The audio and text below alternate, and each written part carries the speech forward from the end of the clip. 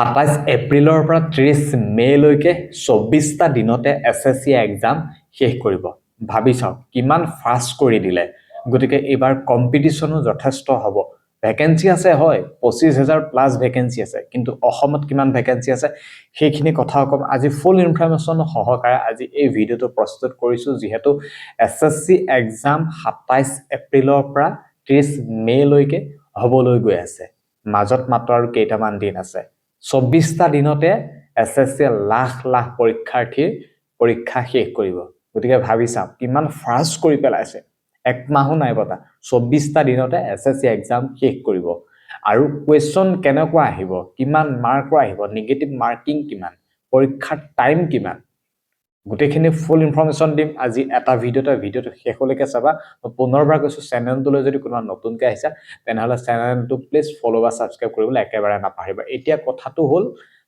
ডেটৰ কথা তোমালোকে গম পাইছে যে 27 এপ্ৰিলৰ পৰা 30 মেলৈকে হ'ব আমাৰ এছএছচি এক্সাম এই কথাখিনি গম পাইছা অসমতো বা অসমৰ পৰাও কেইবা লাখ ষ্টুডেন্টে এছএছচি এক্সামটো দিব ভ্যাকেন্সি কিমান আছে সেইখিনি কথা কও 3000 প্লাস যথেষ্ট ভ্যাকেন্সি আছে এবাৰ অসমতো আমাৰ এতিয়া যেটো এক্সাম হ'বলৈ গৈ আছে এছএছচি জিডি কিমান মাৰ্কৰ হ'ব 160 মাৰ্কৰ হ'ব এছএছচি জিডিৰ এক্সাম প্ৰত্যেকটো সাবজেক্টৰ পৰা যেহেতু 20টা কে কোৱেশ্চন আহিব আৰু 40 মাৰ্ক কে আহিব ৰিজনিংৰ আহিব 40 মাৰ্কৰ ম্যাথছৰ আহিব 40 মাৰ্কৰ গ্ৰামাৰৰ আহিব 40 মাৰ্কৰ আৰু তোমালোকৰ যিমানখিনি আহে আৰু ম্যাথছ ৰিজনিং জিকে বাকি গ্ৰামাৰ গোটেইখিনি আহিব তোমালোকৰ 40 মাৰ্ক এই কথাখিনি গম পালা আৰু নেগেটিভ মাৰ্কিং আছে তোমালোকে যদি ভুল কৰা তাৰ পৰা 0.25 মাৰ্কে তোমালোকৰ কোৱেশ্চন মানে মাইনাস হৈ যাব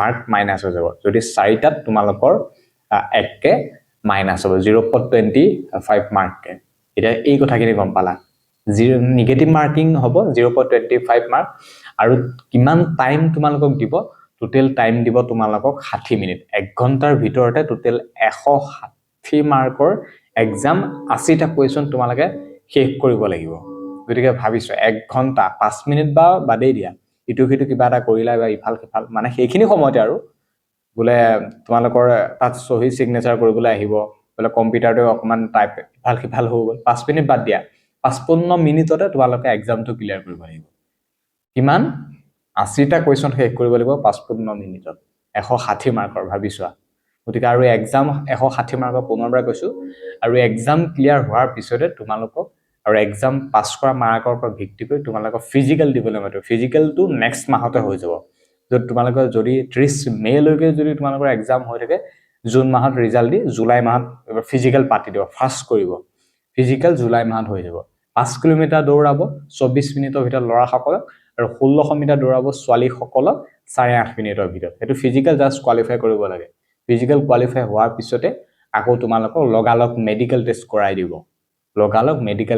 দিব কেতিয়াবা মেডিকেলৰ বাবে এক্সট্ৰাকে আকৌ কাট অফ মাৰে বা কেতিয়াবা নামাৰো গতিকে তোমালোকে এবাৰ ভাবিটো ফিজিক্যালৰ লগতে মেডিকেলো হৈ যাব ফাৰ্ষ্টে তোমালোকে হেইটো কাৰণ এই কামখিনি যেটা ফাৰ্ষ্ট কৰিছে গতিকে এবাৰ ফিজিক্যালৰ লগতে মেডিকেলো পাতিব পাৰে কাৰণ ইয়া আগতো তেনেকে কৈছিল ফিজিক্যাল মেডিকেল একেলগে কৰাইছিল গতিকে ফিজিক্যাল শেষ হৈ যোৱাৰ পিছত মেডিকেল একেলগে হৈ যাব তাৰ পিছত মেৰিট আহি যাব নেক্সট 2-1 মাহৰ পিছতে কিন্তু সেইখিনি কথা পাছলে কিন্তু ফুল ডিটেইলছত এইটোৱে তোমালোকে জানি থোৱা যে প্ৰসেছটো এনেকুৱাই হয় এতিয়া 27 এপ্ৰিলৰ পৰা 30 মেলৈকে এক্সাম হ'ব অসমৰ পৰাও কেইবা লাখ ষ্টুডেন্টে এক্সামটো দিব 3000 প্লাস ভ্যাকেন্সি আছে 160 মাৰ্কৰ 80টা কোৱেশ্চন 2 মাৰ্ককে আহিব 60 মিনিটত কৰিব লাগিব এইখিনি কথাই দেন নিশ্চয় অসমতে হ'ব এক্সাম চেণ্টাৰবোৰ কথাইখিনি গম পাইছা তোমালোকে হেতু ডেট ব্লক নিজে আজিকালি এছএছচি জিডিৰ এক্সামৰ তোমালোকে যোনটো ডেটত দিব বিচাৰিছা সুবিধা অনুসৰি হেতু নিজে সিলেক্ট কৰিব পাৰি সেই কামখিনি তোমালোকে কৰিছা গতিকে এছএছচি জিডিৰ যিমানখিনি ষ্টুডেন্টে পৰীক্ষা দিব অসমৰ পৰা সকলোলৈকে থাকিল মোৰ ফালৰ পৰা বেষ্ট অফ লাক শুভকামনা তোমালোকে যি উদ্দেশ্য লৈ এক্সামটো দিছা এটা ভাল মাৰ্ক পোৱা আশা কৰিটো পোৱা এছএছচি জিডিত সেইটো কামনা কৰিছো এছএছচি জিডিত এবাৰ সফল হৈ দেখুৱাই দিয়া তোমালোকৰ বন্ধু বান্ধৱ বাকি লগৰ উছৰ সুবুৰিয়া সকলোকে দেখুৱাই দিয়া এবাৰ এছএছচি জিডি এক্সাম ক্লিয়াৰ কৰি গোটে প্ৰসেছ ক্লিয়াৰ কৰি দেখুৱাই দিয়া এছএছচি জিডিত জব লৈ গতিকে এছএছচি জিডিত এটা জব না 7-8টা বিভাগীয় পোষ্ট আছে বিএসএফ SSC আসাম ৰাইফল বহুখিনি পোষ্ট আছে, CRPF CIS বহুবিলাক আছে, যিকোনো এটা পোষ্টত তোমালোকে জবটো লৈ পেলাই দেখুৱাই দিয়া। গতিকে SSC GD এক্সাম মাত্ৰ 24 দিনত ক্লিয়াৰ কৰিব। ক্লিয়াৰ হোৱাৰ পাছতে ফিজিক্যাল মেডিকেল চলি যাব, লগালগ বহুত ফাষ্ট চলিব। গতিকে তোমালোকে ভালদৰে প্ৰিপাৰেশ্যন প্ৰস্তুতি চলোৱা, মাজত মাত্ৰ কেইটামান দিন আছে। আৰু এনেকুৱা ধৰণৰ যিকোনো ইনফৰ্মেটিভ খবৰসমূহ পাই থাকিবলৈ হ'লে মোৰ চেনেলটো বা পেজটো ফ'ল' ছাবস্ক্ৰাইব কৰিবলৈ একেবাৰে নাপাহৰিবা। আৰু ডেছক্ৰিপশ্যনতে SSC GD লৈ কেইবাখনো বুক আছে মোৰ ইউটিউব চেনেলত। যিকোনো ফিজিকেল, ৰানিং, বাকী অসম পুলিচৰ ইণ্টাৰভিউ সম্পৰ্কত কিবা বিচাৰিছা ডেছক্ৰিপশ্যন চেক কৰা, সকলোবিলাক পাই যাবা। ৰানিঙক লৈ, ফিজিকেল, মেডিকেল, ৰিটেনক লৈ সকলোবিলাক এভেইলেবল হৈ আছে। খালি এতিয়া SSC GD এক্সামটো লৈ ভালদৰে লক্ষ্য স্থিৰ কৰা যে পাছ কৰিবই লাগিব, ইমান এটা মাৰ্ক পাবই লাগিব। কম্পিটিশ্যন কেনেকুৱা কি হৈ আছে নিশ্চয় গম পাইছা। ইমান এটা মাৰ্ক পাবই লাগিব, SSC GD এক্সামটো ক্লিয়াৰ কৰিবই লাগিব। এনেকৈ ভালদৰে তোমালোকে মাইণ্ডত মানে ছেট কৰা আৰু এক্সামটো পাছ কৰিমেই, ক্লিয়াৰ কৰিমেই, এনেকৈ তোমালোকে ভাবি লোৱা। গতিকে হাতত খুব কম সময় আছে, যিকেইটা দিন আছে ভালদৰে প্ৰিপাৰেশ্যন কৰা। প্ৰত্যেকটো ছাবজেক্টৰ পৰা 40 মাৰ্ক আহিব। গ্ৰামাৰত টাৰ্গেট ধৰা, গ্ৰামাৰত পুৰা মাৰ্ক আনিবলৈ চেষ্টা কৰা। গ্ৰামাৰ একেবাৰে ইজিও নাহে, একেবাৰে বহুত টানো নাহে, কিন্তু পঢ়িলে সহজ, সেইটোৱে মেইন কথা। গ্ৰামাৰত পুৰা মাৰ্ক ধৰি থোৱা। আৰু মেথছত যদি নোৱাৰে কিন্তু ৰিজনিং, মেথছ ৰিজনিঙৰ পৰা কিমান আহিব তোমালোকৰ 80 মাৰ্ক। 80 ভিতৰত তুমি যদি 50ও আনিব পাৰা তেতিয়া চান্স আছে। 50ও যদি আনিব পাৰা মেথছ ৰিজনিঙৰ পৰা, গ্ৰামাৰৰ পৰা যদি লাগিলে তুমি 30 আনিলা, গ্ৰামাৰৰ পৰা বোলে 20 আনিলা, 50, 50, 60, আৰু জিকেৰ পৰা লাগিলে তুমি 10 মান আনিলা, তেনেকুৱা নিচিনা কথা। খালি তোমালোকৰ SSC GD এক্সামৰ মেইন পইণ্ট হৈছে গ্ৰামাৰ। মেথছটো সকলোৱে নোৱাৰে, সেইটো মই কৈছোঁ। মেথছ বাৰু কাৰণ সেইখিনি সময়ত 60 মিনিটত দিয়ে, পাৰা কুৱেশ্যনটো নোৱাৰা হৈ যায় সেইখিনি সময়ত, কিছুমান এৰি থৈ আহিব লগা হয়। এনেই আজিৰ তাৰিখত প্ৰেক্টিছ কৰিলেতো সকলোৱে পায়, কাৰণ আমি টাইমটো তেতিয়া মেইনটেইন নকৰোঁ। কৰি থাকোঁ, কৰিব লাগে কৰিছোঁ, কিন্তু টাইম মেইনটেইন কৰি আমি প্ৰেক্টিছ কৰিব লাগে।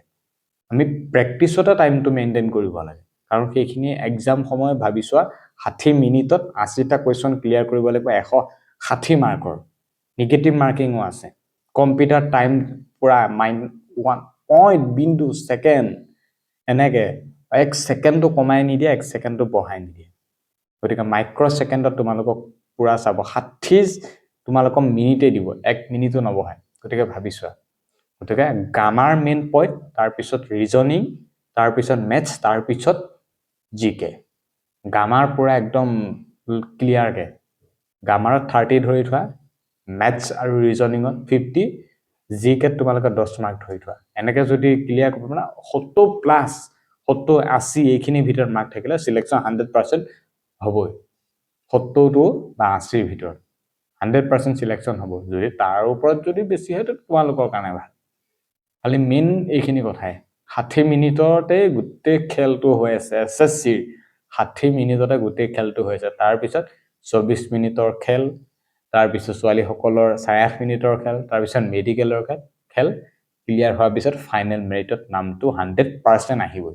গতিকে ভালদৰে প্ৰচেছসমূহ ক্লিয়াৰ কৰা, একদম দেখুৱাই দিয়া যে SSC GD এইবাৰ মই চিলেকশ্যন হ'মেই, চিলেকশ্যন হ'লোৱেই, পামেই আৰু পামেই, তেনেকৈ ধৰি থোৱা। গতিকে হাতত যিকেইটা দিন সময় আছে ভালদৰে প্ৰস্তুতি চলোৱা। আকৌ বা কৈছোঁ, এনেকুৱা সুযোগ ইমান হাজাৰ হাজাৰ ভেকেঞ্চি দুনাই নাহে। SSCয়ে বহুত এইবাৰ ফাৰ্ষ্টে কৰিছে, 24 দিনত এক্সাম ক্লিয়াৰ কৰিছে। তাৰপিছত ফিজিকেল মেডিকেল লগালগ মেৰিট মাৰি দিব, আকৌ নিউ ভেকেঞ্চি আহি যাব SSC GD আকৌ। গতিকে তেনেকুৱা নিচিনা। গতিকে আজি তাৰিখত এই ভিডিঅ'টো শ্বেয়াৰ কৰা, বৰ বিশেষ একো নকওঁ। খালি যিমানখিনি কেণ্ডিডেটে SSC এক্সামক লৈ ৱেইট কৰি আছিলে, তেওঁলোকলৈ থাকিল মোৰ ফালৰ পৰা শুভেচ্ছা, মৰম আৰু আশীৰ্বাদ। SSC GD এক্সামটো ভালদৰে ক্লিয়াৰ কৰা। ধন্যবাদ।